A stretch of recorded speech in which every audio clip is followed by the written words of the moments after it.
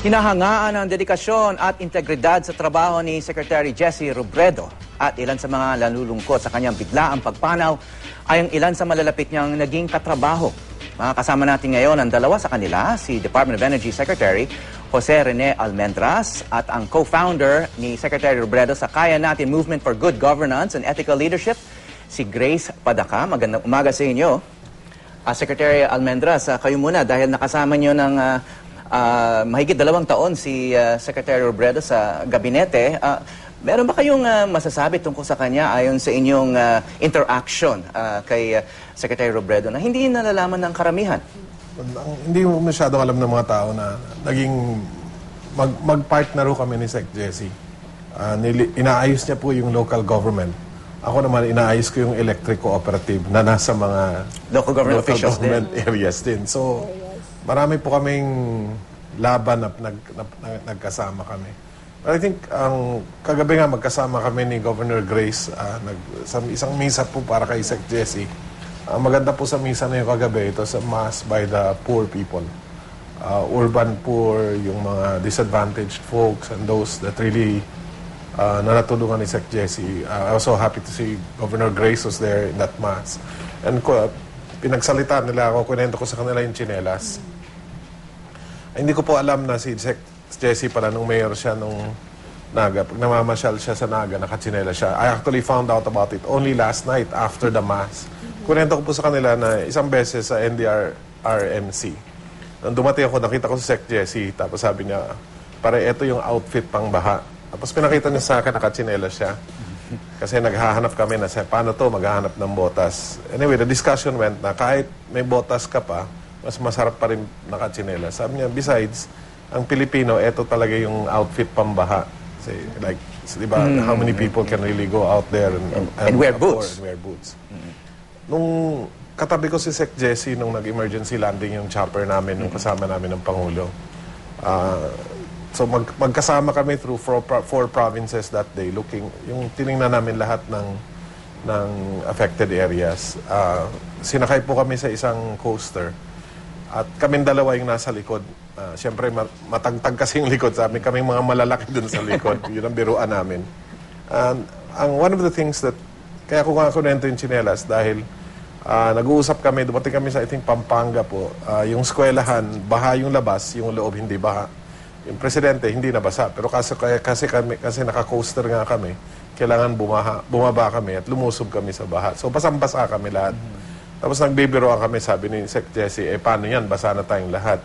May mga pupuntahan pa tayo. Anyway, the next time was Paumbong po. Umakyat si Sec Jesse. Nagkwentuhan kami ni Sec Jesse before that. Sabi niya, sana nagdala tayo ng tsinelas lahat. Tapos sabi namin, nakakatawa, makikita ng presidente na yung buong kabinete niya nakatsinelas. Sabi ni Sec Jesse, okay yun, ibig sabihin talagang willing tayo. We were really willing to go into the flooded areas. Nung nasa Paumbong stage po kami, nauna kasi kami umakyat. Ako basang-basa yung sapatos ko, lahat. Nung umakyat si Sec Jesse, talagang kinawayan niya ako, sumenya siya sa akin. Tapos tinaas niya yung paa niya, pinakita niya na nakatsinelas siya. So, tawa ko ng tawa. Sumenya siya sa akin. Sabi niya, di ba mas okay, nakatsinelas ako. And those really speak a lot of the man po. As I said, I know very few Filipinos who love this country and love the Filipinos as much as Sec Jess did. And despite being all the great things he has done, because he's truly a great person, he's Ramon Magsaysay awardee and all that. He was truly a humble person. I mean, talagang no pretenses. Just you get what you get. The smiling Jesse Robredo, wearing slippers. That will always be my memory. And considering he was a politician, parang wala akong maalala na nag-grandstand siya or may tinitira siya na ibang tao. Parang bihira ngayon sa politika natin. And he's always never first online, yung mga kwento about elevators. Kaya pag akyat pa ba pumipila siya. Like, Sec Jess, ikaw na dito, yung there's always, it's not only him. I mean, sabi nga nila, itong kabinete ng Pangulo ngayon, iba kami kasi we carry our own bags. We don't get any special treatment. Yun nga, di ba? Hindi kami, kinarga kami sa isang coaster and buong araw kami doon. We'd eat there and all that. But he was always a very simple man. And he also understood the poor people. parati niyang sinasabi na, di ba, his dream was empowering the ordinary folks, fixing even at the barangay level. If you can fix governance at the barangay level, you will have a great country. That was what Sec Jesse was always saying. Okay, I'm sure you can relate to that. Ex-Governor Grace Padaca of Isabela, nabanggit nga ni Secretary Almendras na nanalo na o na-recognize si Secretary Robredo ng Magsaysay Award. No? He's a Magsaysay Award. I think there are only 2 local officials from the Philippines who have ever won the Ramon Magsaysay Award, si Secretary Robredo and yourself. No? At nagsama kayo, co-conveners o co-founders kayo ng Kaya Natin Movement for Good Governance and Ethical Leadership. So, madalas kayo nagkikita sa mga pulong, sa mga forum. Ano naman yung maalala yung pinakamaganda niyang traits na kailangan maalala ng mga Pilipino, lalo ng mga kabataan? Kasi kami, Howie, sa Kaya Natin, yung bang parang ang aming layunin doon ay para magkaroon ng effective, ethical, and empowering leadership. Nakaano lahat yon, nakalagay lahat kay Secretary Jesse. Dahil nung binuo namin yung Kaya Natin, kaming 3, governor kami ni Among, di ba? Tapos siya ay mayor.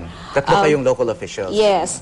Kaya lang, ang sa amin ni Among, 6 years pa lang ako, siya 3 years.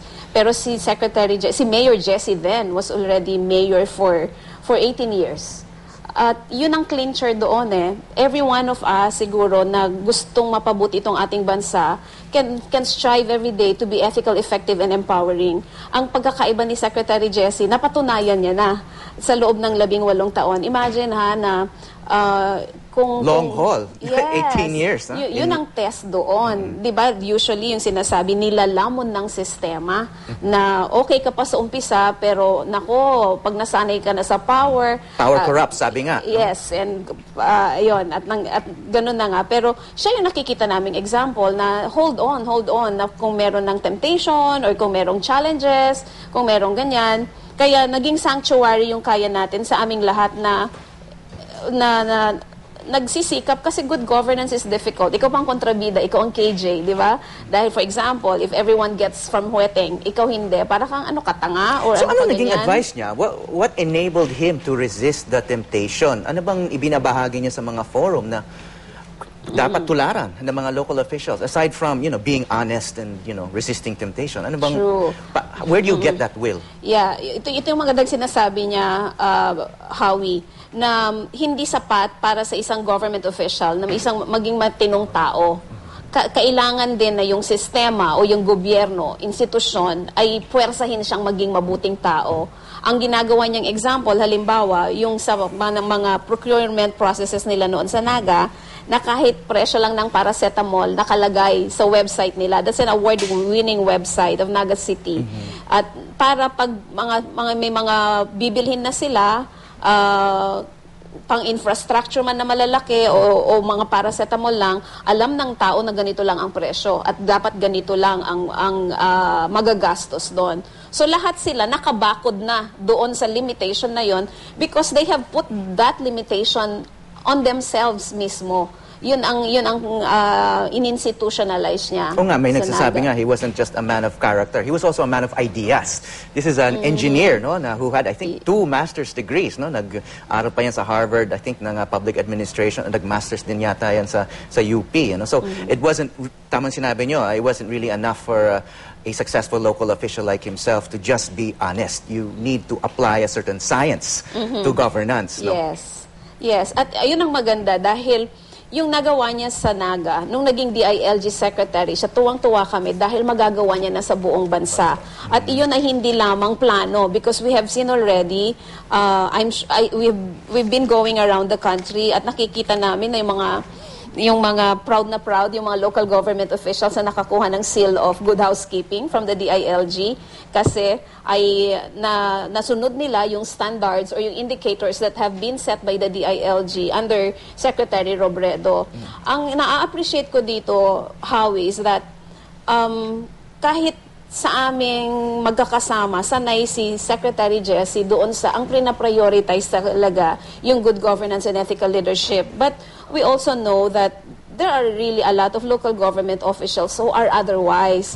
Kaya lang, ang nagawa nitong kanyang seal of good housekeeping sa DILG, kahit trapo ka, kahit miyembro ka ng political dynasty, kung ang pinag-uusapan natin itong specific time na to, specific fiscal year, ito yung indicators, nakuha mo ba? Kung nakuha mo, di okay, you have a seal of good housekeeping, which means that hindi niya iniitsapwera yung mga, ay, malinis ako, kayo hindi.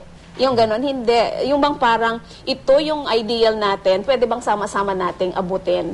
So yun na, ang wish ko nga sana, na kahit wala na siya, yun ang may pagpatuloy ng kung sino man ang papalit sa kanya sa DILG. Sir, I just want to go back to you just as among our last words. No?